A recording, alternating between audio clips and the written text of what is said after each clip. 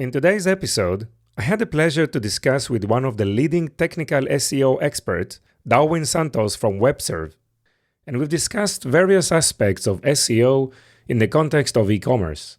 Darwin emphasizes the importance of SEO in driving organic traffic and conversion for online stores. He also highlights the need for strategic planning and execution of SEO strategies, considering factors such as technical elements, trust signals, and semantic understanding. He also discussed the role of structured data and the evolving impact of AI on SEO.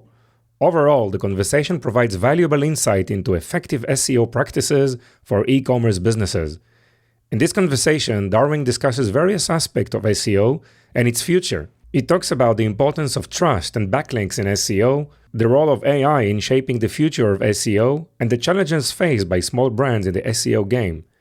We've also discussed the role of resources in SEO, the efforts of search engines to give voice for smaller brands, and the implementation of SEO strategies across different platforms. Finally, Darwin introduced his new project, Add to Cart AI, which aims to revolutionize the way people shop online.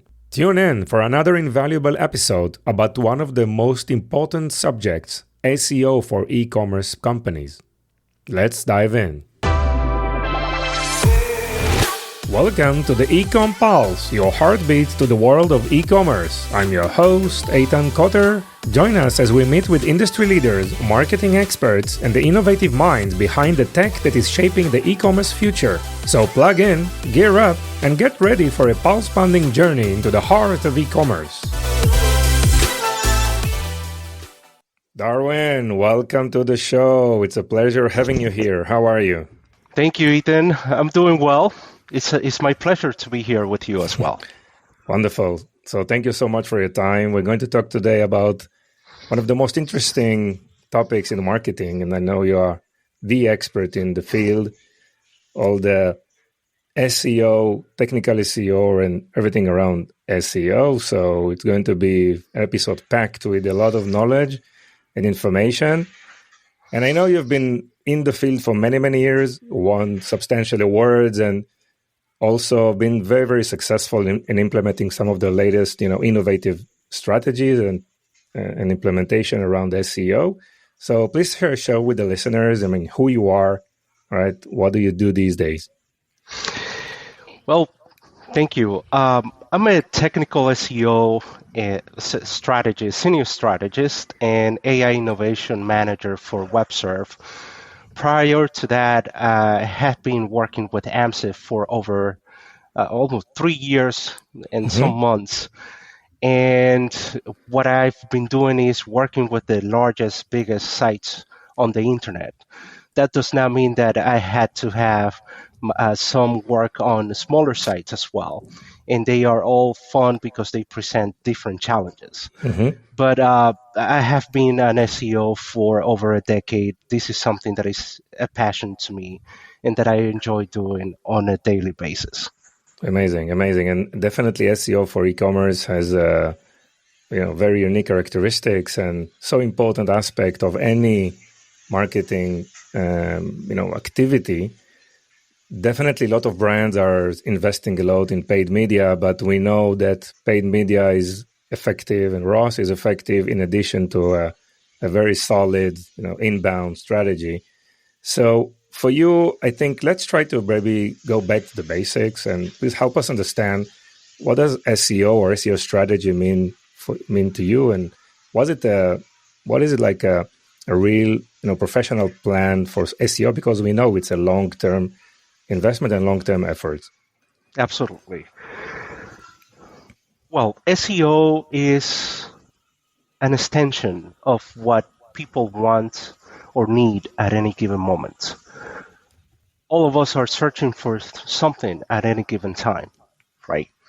So what SEO is a field that tries to match what the person is looking for at any given time with the service provider or the product seller, and trying to make those two needs come together in a point of space and time. So doing SEO and implementing the correct tactics allows for that connection to happen. For e-commerce, there's sometimes SEO can mean even up to 75% of purchases for some verticals. Wow. At least 20% Mm-hmm. is the normal. So SEO is something very, very important for all e-commerce stores throughout the world. Yes. Darwin, you have 10 years of experience in SEO and you have a really a unique perspective of what's working in the field of SEO. We have been working with some of the largest retailers and brands, but also with the smaller startups. So, what is it like a solid plan for you, and what's working these days? If you are an e-commerce that is starting just about launching a website, Mm-hmm. or if you are a very well developed enterprise, SEO is key in the planning stages for Mm-hmm. any launches or any plans that you have to make a profit out of the digital space. And why is that? It is because any investments that is made towards SEO, it's it's an investment that is going to have that may have, if depending on the stage where you are, or the stage of the product or service, Mm-hmm. um, you're going to have a SEO payoff either in the short term or in the long term, depending on the strategy that you implement Mm-hmm. and depending on your goals. Let's say you are a brand new startup that is ready to launch a product on the Yes. marketplace, Mm-hmm. and you are getting the design, you're getting the copy together. You need to bring SEO right away to plan what is going to be the strategy that you're going to use to position that product once you launch the website. Okay. Does your website has all the product details needed for the people with that looking for that product? Do you have the product descriptions, the meta descriptions, titles, headings, elements? Does your does your website or product page has all the necessary technical elements for search engines to find your product, to be able to understand where your product lies within the space of all other products that might be related to that? Mm-hmm. So all of those kinds of considerations need to be taken in order for you to be competitive on the e-commerce space, and if you want to get something out of it in the short term. Now, strategies strategies differ depending on what stage you are. If you want, if it is a brand new product where customers might not know Mm-hmm. what the product does, or what the benefits are, there is something that you can do in SEO from a brand perspective, where you pair whatever you're trying to do with paid, and bring those keywords and bring those that data that paid is giving you, and then feeding that back into your SEO strategy, where you keep changing and pardon me, Mm-hmm. on your product description, on your product title, product page title, and see what sticks based on the data that you're getting from the paid side. That is very important for someone who who's starting with a brand new web page or a brand new product. Now, if you are a large enterprise e-commerce, you want to make sure that you're planning things out at least 6 months before before anything happens. You want to have your strategy set, what's going to be done, who's going to do it, when, at least 6 months before Black Friday, for example. Mm-hmm. That's the biggest day for many e-commerce sites in the world. Yeah. And since that's going to be your biggest day, the strategy is going to reflect that much effort. The strategy is going to reflect that much effort, and that effort is going to have a payoff. So if the strategy is comprehensive enough for when Black Friday or any significant day on your business comes, um, you're going to have that payoff if you dedicate enough effort towards the strategy. So SEO is a very varied field that allows you to play on the short, medium, and long term. And it all starts with your goals. Interesting. So the big enterprise are more targeting specific, like major dates on the, let's call it, on the e-commerce calendar, right? And plan at least 6 months ahead in preparation. Again, not just SEO, but probably all their, back end supply chain and everything should be aligned. And also on the smaller scale brands, it's all about identifying the key differentiators probably, and then doing the proper research in order to find out with the right keywords, and definitely to be used in the product description or various pages on the website. But you're also making sure that technically the pages are built up correctly, right? Absolutely. So that's and this is obviously things that you work. How usually the process works when brands, for example, approach you and trying to work with you on establishing all these processes. What's the behind the scenes work that you are usually on the goes and in preparation, and also in the execution of these strategies? So let's take a big enterprise e-commerce website. Mm-hmm. Yeah. We have a significant day coming up.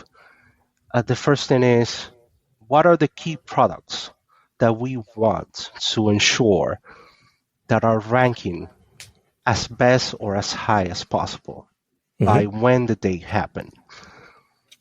And then based on that goal and those set of products and those set of categories that those products belong to, what kind of strategies from an SEO perspective we can implement? They might be varied. One, do we have a section or two or three from the homepage, from the top category webpage, from the subcategory webpage? Are the pages rendering? Can we ensure that from a technical perspective, the website allows us to present these products and these categories with the products showing on top by when this day happened?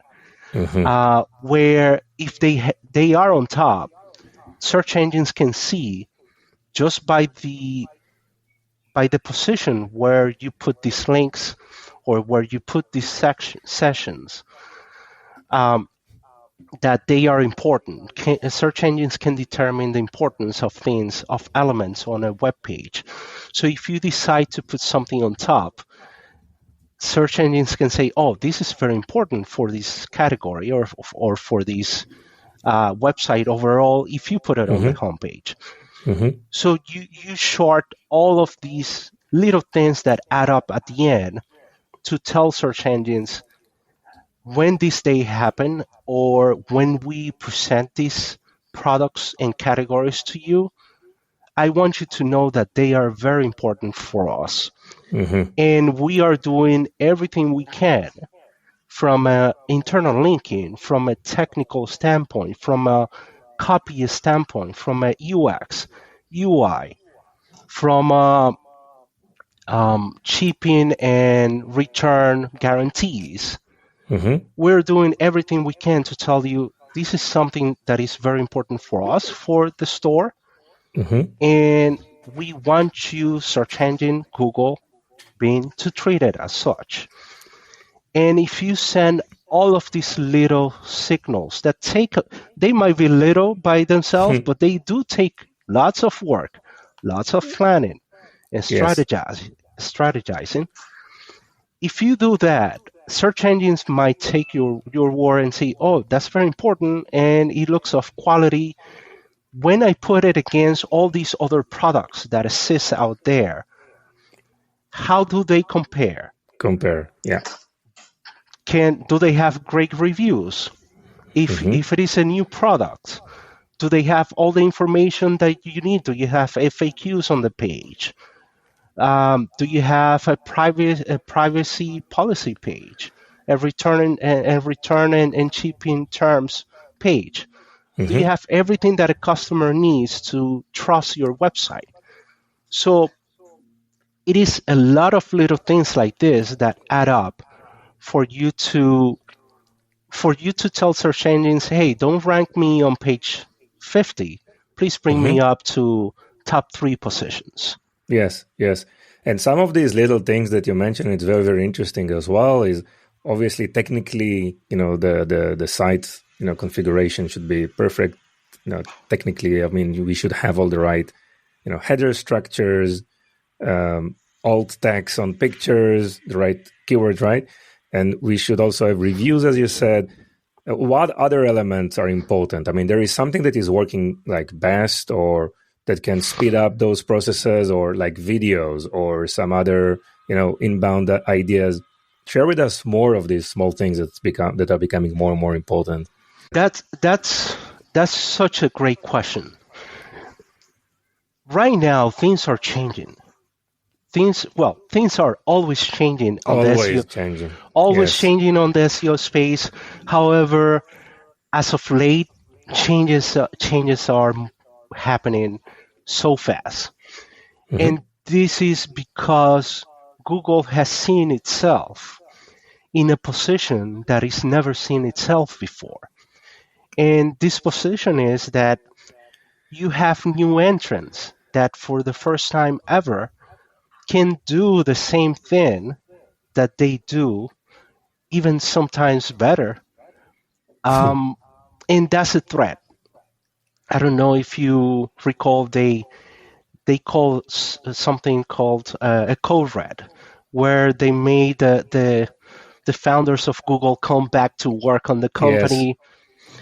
So all of these, the right team to confront the new threat, right, from OpenAI. Yeah, exactly. So because of this, they are on the move, and nowhere else that is reflected more than on the e-commerce space. And you can tell why. E-commerce is very profitable for anybody who runs a marketplace like Amazon, like Shopify, or some others where you can put products on.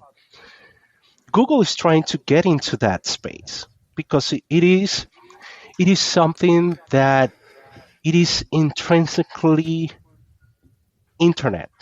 It is very, very, very off the internet to have an e-commerce.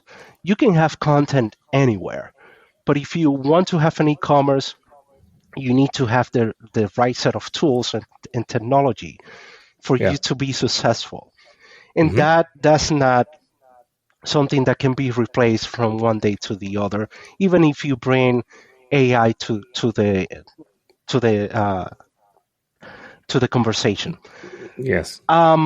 So to respond to your question, what's working right now for e-commerce and what's important, right? You have to make sure that your pages are found and can be read by search engines like Bing, like Google. So technical requirements are a must. You need to ensure that you can render as many elements on the HTML, on the source of the page, as you can. We know we like pages that are interactive, that have a lot of filtering, that have a lot of actions. That gets accomplished with a lot of JavaScript in sometimes, most of the times.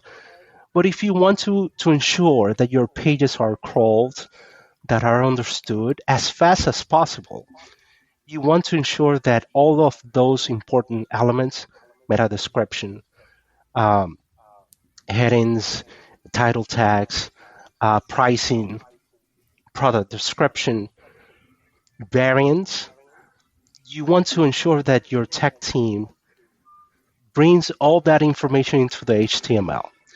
It's not that Google cannot see if you use JavaScript. If you use JavaScript to bring that information into your product page, they very well can, but it is more costly for them.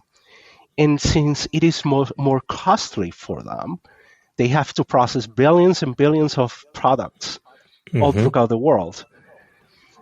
There is an incentive for your tech stack to be as efficient and as cheap to understand as possible.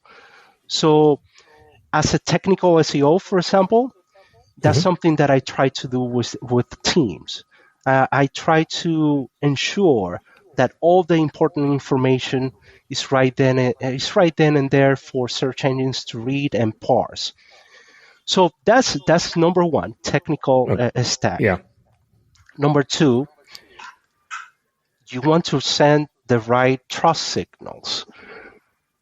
Can I trust you? How do I know that? Do you have product reviews? If you're new, do you have, as we talked before, privacy return pages, return policy pages? Do you have any guarantees for the product? Do you have any warranties for what you're trying to sell? If you have all those right things, not only that, does your product page looks good? Does it look trustworthy? Do the colors and branding colors and things like that looks fine?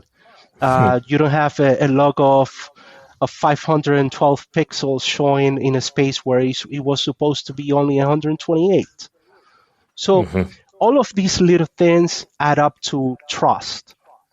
And if you're new, and I don't know who you are, but you're selling something that I'm trying to decide if I should purchase from you, all of those little things are going to work in a subconscious level to make me take my wallet and use my credit card on your website. Now, if you're non, well, you certainly, if you're non and you are a big e-commerce site, you certainly have those things, or people know who you are because you've done something good. Even though if you don't implement all the right SEO requirements, like Amazon, they do SEO. They have been doing SEO as of late. Okay. But it's not that they implement the best practices, because historically they didn't have to. They are Amazon, right? They built their own brand. And some search engines have implemented special considerations for sites like that one. Yeah. However, if you're not that big, or if you're not that well known to have special considerations from a search engine standpoint, then you need to make sure all your ducks are lined in a row. So we have technical stack, we have trust signals. Now we have something that is called semantic understanding. Semantic understanding, and this is not for your visitors, this is for search engines. You need to have the right elements for search engines and computers to understand what your category, subcategory products are about and how they are related to one another. How you make sure that happens is making sure you have, number one, the technical stack works right, making sure that you have the trust signals, and then those two are going to feed into this third. This third is built primarily by the internal linking of the site. If you are an e-commerce that has a star product, a very small e-commerce, let's say, you have a star product or a star category, the website needs to tell the story that that is the star category of your website.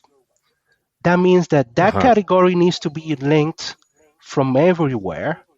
That makes sense, of course. It's not spamming doesn't work nowadays. It does sometimes, but you don't want to be a spammer if you want to be in the business for a long time, for a long period. Yeah.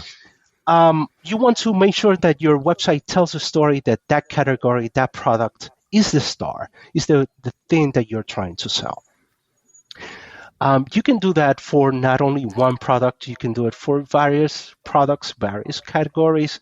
There are certain strategies that you can use to use dynamic internal linking where links and where they are positioned change based on any goal or any priority of the business for any given period, stage, or season.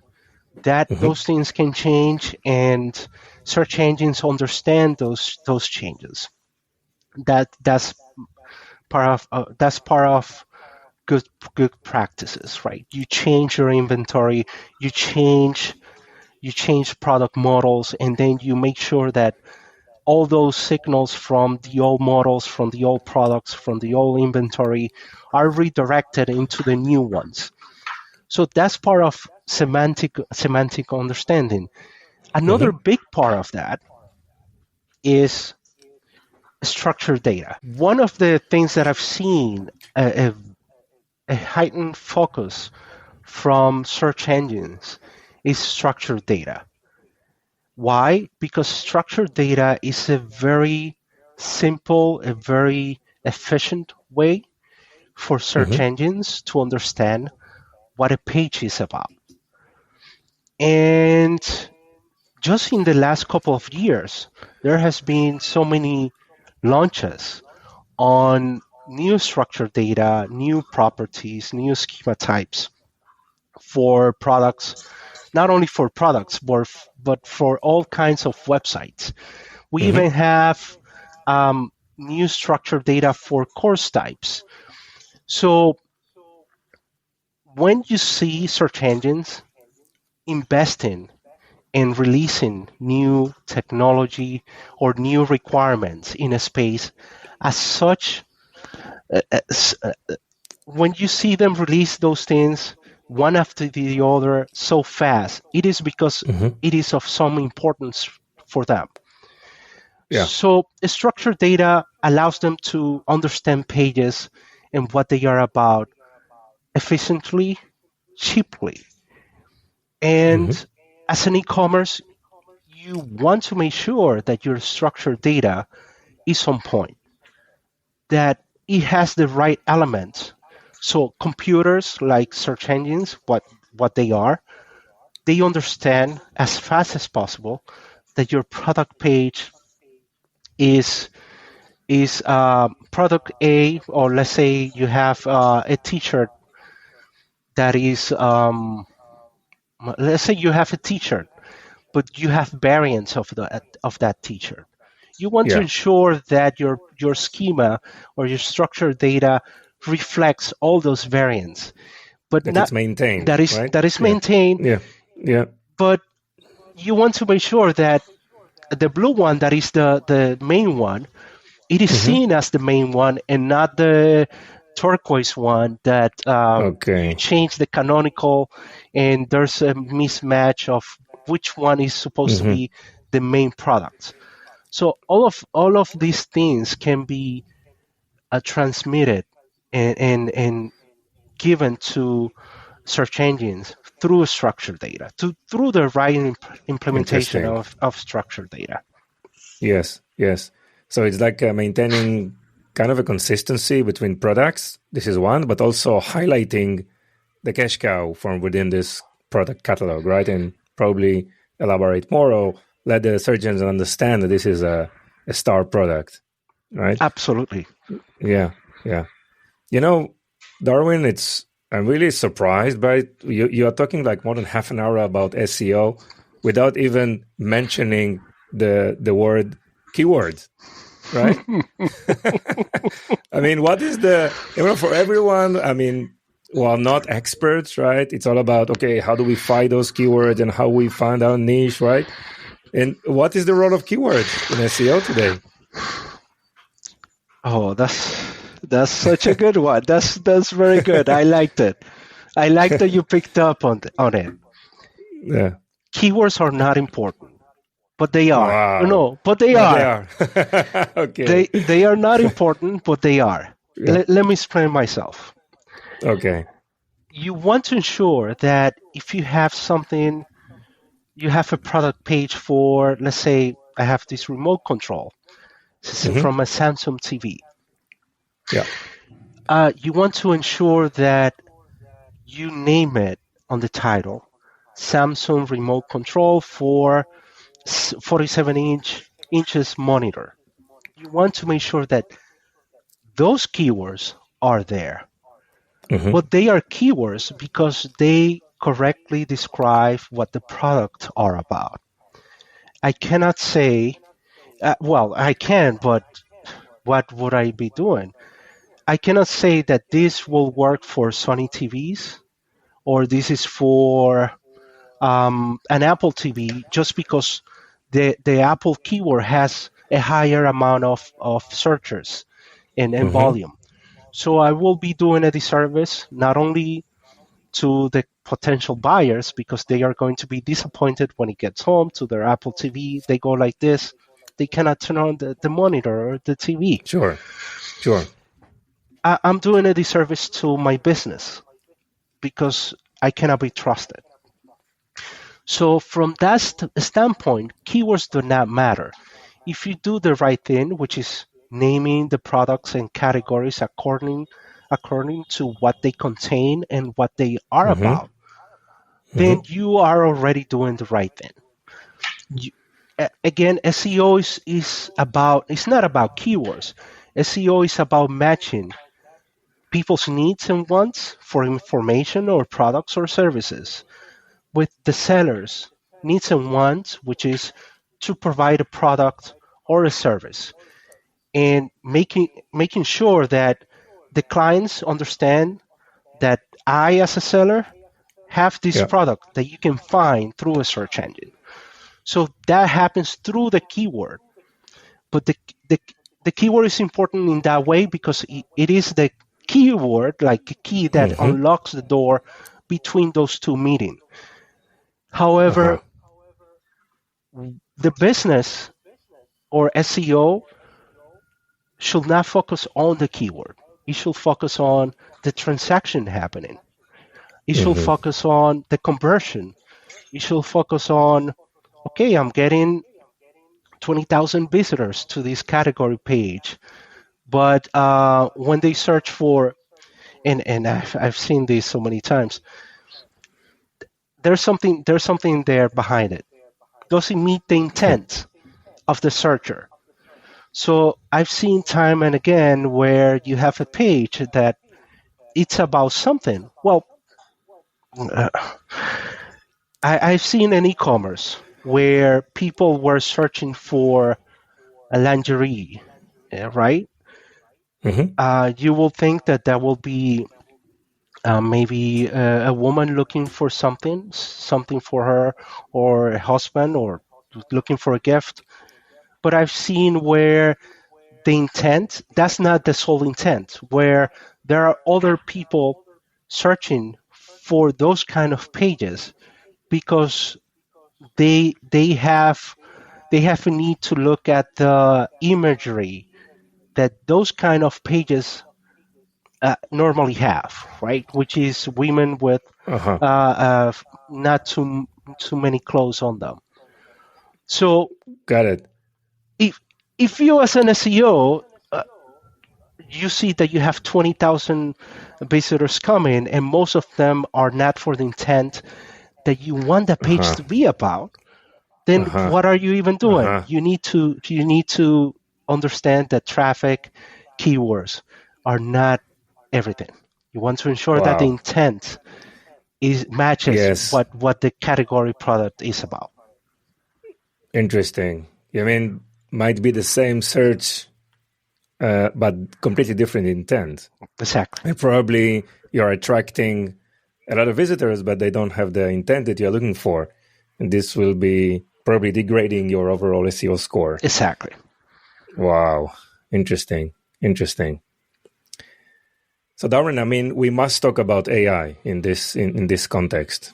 I know that you are also, beyond, leading, major SEO implementations and doing a lot of work on the technical side of. You also have the startup founder hat, right? And you've done a lot of things in this area as well. Right. So I would love, for you to share more. How do you see AI is entering the field, and how is it reshaping the field, or maybe not? Like, let's talk about AI implementation. I know you're doing a lot of cool stuff at AI Studio Lab, right? And I would love also to discuss about GSE Guardian, right? Your Chrome extension. But let's probably start with the AI entering SEO, again, available for everyone, right, to use. Absolutely. And how do you see this evolving in the next years? I was asked if the SERPs are going to disappear, and the SERPs are search engine result pages. Mm-hmm. And that's something that I've been thinking about ever since November. You know how people have important days in their minds when something significant happened?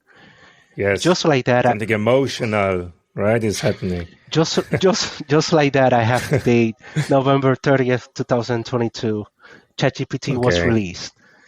Yes. However, the field was new to me. I've been a follower since 2014 of machine learning back then, when neural nets were released and a lot of testing were being done. I've been following the field for such a long time. So to me, just like SEO, this is another passion that if they let me, I won't sleep just reading on stuff and trying to do new things there.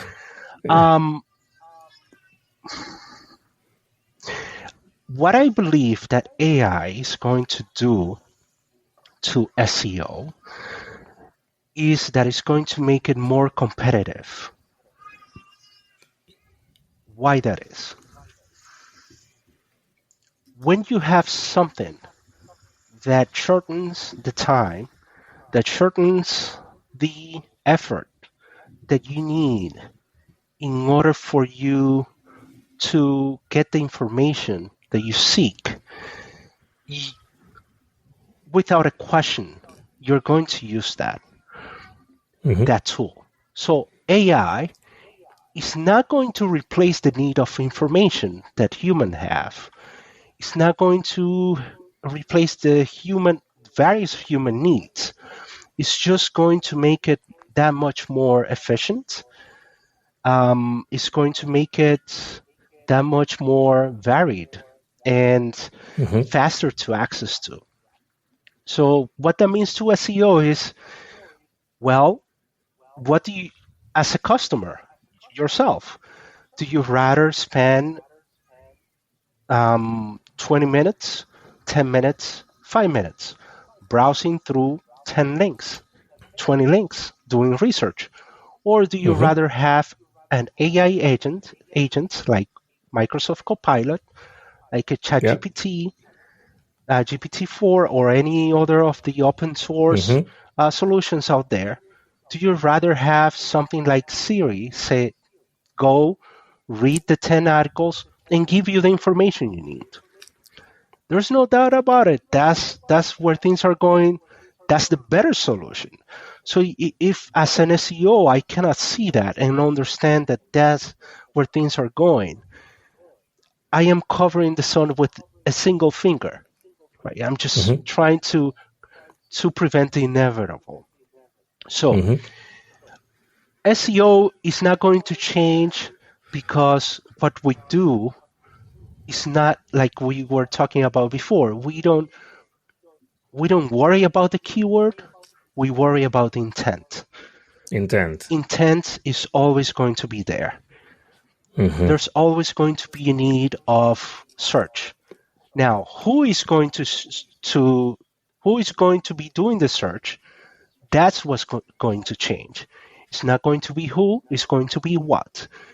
What is going to be doing the search? Well, AI agents, probably now based on LLMs, maybe another stack in the future. But that's the more efficient thing. The LLMs or the AI agents still need to search for that product. It still needs a website or a repository to find the product on. Still need to read the content, parse, understand what the product is. So all of those three things that I talked about, and make sure that that content is of some trust. So those things that I talked about earlier, we can see that they are going to still be relevant in the AI space. Because when I send my agents, I want to make sure that my agent brings me something that I asked for, right? Keywords, having the right information, writing the meta descriptions, having the title, something that I can trust, has great reviews, has great linkings, has great backlinks, something that is cheap to access. And that's not for me the one doing the ask. That's for the LLM or tool provider, because they want to make sure that their operational costs are as low and efficient as possible. And there are tools out there like structured data that makes that possible. So SEO from that standpoint is not going to change. What's going to change is, well, you're not going to have 10 blue links or 15. You're going to have an agent saying, go to this e-commerce store, has the product you're seeking. It has 20 reviews. It is very trustworthy. Your brother-in-law bought it 2 years ago from you. You can buy it again from here. So, but interesting. For the AI agent to do that, you needed all those three things that I mentioned previously. Sure. So, I mean, AI is like democratizing those sophisticated, research and implementation tool. Like everyone can use it, right? Absolutely. But still, the competition is maybe, I mean, the search engines, let's say the AI on the search engine side, they need to make some kind of a decisions, right? If everyone making the right analysis, research, implementation, then there need to be probably new ways for them to pick and choose the best, right? Probably more like categories will evolve. Like we talk about trust, about data structures, right? About using, the right intent, not right keywords. So maybe new categories will emerge that are probably differentiating between brands, because if everyone has the access to all these amazing tools, no one can eventually win, right? There's going to be some probably more selection criteria, I believe. So, Darwin, I wanted to ask you and have your feedback on that. I mean, you look at the big companies versus the new startup, right? I mean, SEO for you is like a fair ground for innovation and discoverability, or it's just a game of the rich, and doing all these, because no one can reach a level of the things that we've discussed here, right? Like today, I just from a different angle altogether, what TikTok did. I mean, you can be like no one with even 0 followers, and if you put like few, nicely looking videos out there, they can go viral. TikTok doesn't care how many followers you have, right? What's your thought in terms of the SEO game? Okay, is it like a fair chance for everyone? It's not, because it's based on resources. The more resources you have, the better your SEO most of the times is going to be. And I'm not speaking about only money. When I talk about resources, I'm talking about human resources, human knowledge. In order for you to get the knowledge, you need time, you need investment. So that takes resources.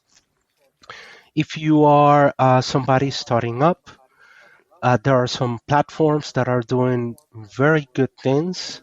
I don't know if I can mention the names, but you sure? Yeah, you can. Well, one is based there. Wix has been doing some pretty amazing things on the space to ensure that at least the basics are taken care of. That the resources that you need that you need to invest as a sole, let's say you are a sole proprietor, just a single entrepreneur. Yeah. You want to ensure that the platform that you choose to build your e-commerce on does not take a lot of resources out of you. It does not take you to know SEO for 3-5 years in order for you to know what to put on the page. So WordPress is doing still. It takes a lot of knowing, and so there are some good movement in that front. Yeah. So it's never fair because you need resources, and not all of us always have all of the resources. However, yes, of course, that doesn't mean that there's nothing you can do, right? Of course, and specifically, sorry, go ahead. No, I was going to say, and search engines have been doing something on that front as of late. I don't know if you've seen the rise of Reddit on the SERPs. If you've seen the rise of forums type, that's search engines trying to give a voice to those that do not have as many resources as some of these big brands. Interesting. And obviously, all the discussion around SEO is primarily Google, right, and Bing. But we live in like a multi-platform world, right, and communities. So you have the Amazon side, and obviously, the social networks, and people are searching a lot on social networks. All this discussion and all the information that you shared, how is it, implemented or thought about this in the strategy and implementation while you have all these other, siloed environments like Amazon and social networks? You want to ensure that you are on as many marketplaces as you can cover, as your resources allow you to cover. If you can ship and deliver a great customer experience, other platforms beyond your own website, e-commerce store, you want to be there not only because you're going to be getting new clients, you're going to be on a new marketplace, but from an SEO standpoint, that gives you something which is credibility through backlinks. If I see an e-commerce that is listed on Amazon, on eBay, has TikTok, has Instagram, all of those things tells me that there's somebody behind this brand that cares enough to be behind, that cares enough to have all of these touch points. And if extra points, if they are well maintained, right? If they are not abandoned. So not only I can see that as a customer, search engines can see that and can reward you in some way, in some way under the trust column, saying, well, this brand is on all these other marketplaces. They certainly or probably needed to be vetted in some way. So all of those things count. Wow. Darwin, this is, for anyone who is not expert like you in SEO and think he has some knowledge about SEO, like me, it was really, really insightful. And, obviously we all try to improve, our level of exposure, right, out there, right? And you mentioned a lot about product pages, right? But people are creating so much content. I heard that only in the last year, maybe more than a year since ChatGPT was launched, the amount of content that was created in the world equals to the amount of content that, from the beginning of the internet. Wow. Like in more than 1 year. So it's really, really crazy what's going on. So I really appreciate the time. Thank you so much. Anything else you want to add that probably we've missed, which is important?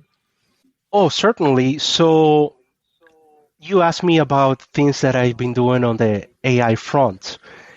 I'm a builder by heart. As you mentioned, I have a couple of plugins and Chrome extensions, not plugins, a couple of Chrome extensions in the SEO space, and they make the SEO work that much better.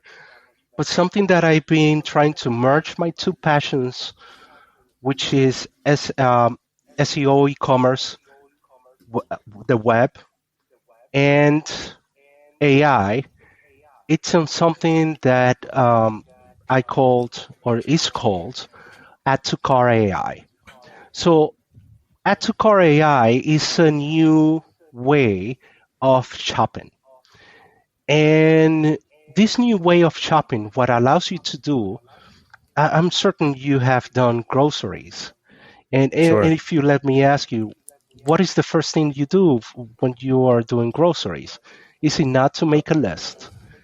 You go, where do you make your groceries list? Yes, if I do it online, so I just pick the previous list, or just adding some of the unique items that we need.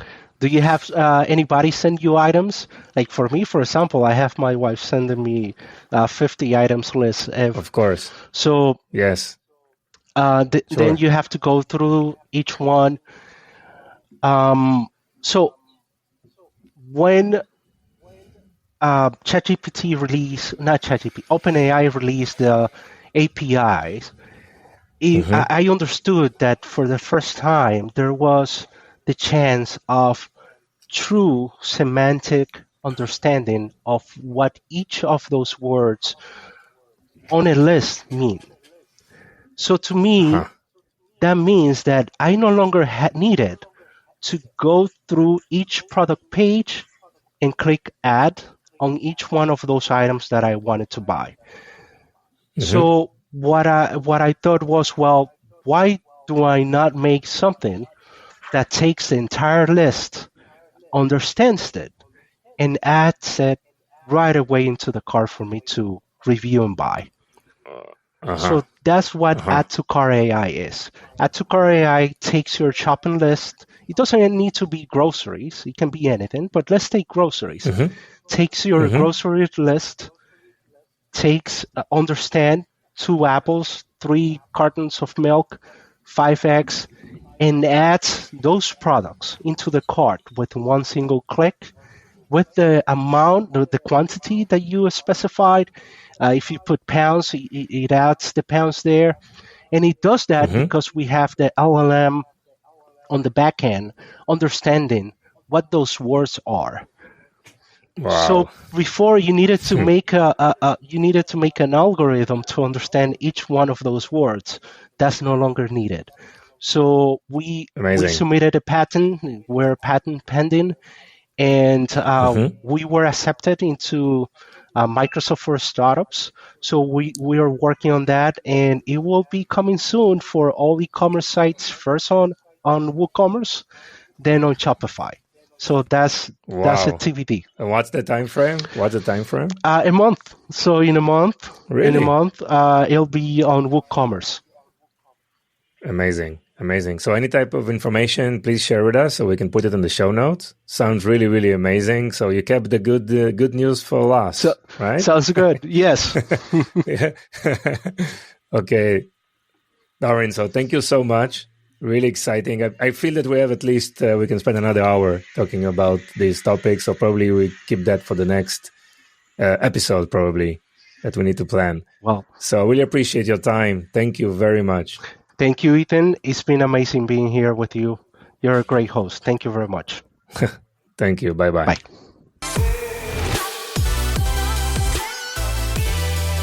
Thank you for joining us on this episode. Your support means the world to us. If today's episode has been insightful for you, consider sharing it with someone who would also benefit. Even one share can make a big difference. Looking to elevate your e-commerce game? Discover Vimy, a multi-channel e-commerce platform that will transform your business with the power of shoppable video. Visit us at vimy.net to learn more. It's Vimy, VIMMI.net. Thank you for being part of our journey. Stay tuned for more invaluable insights in our next episode.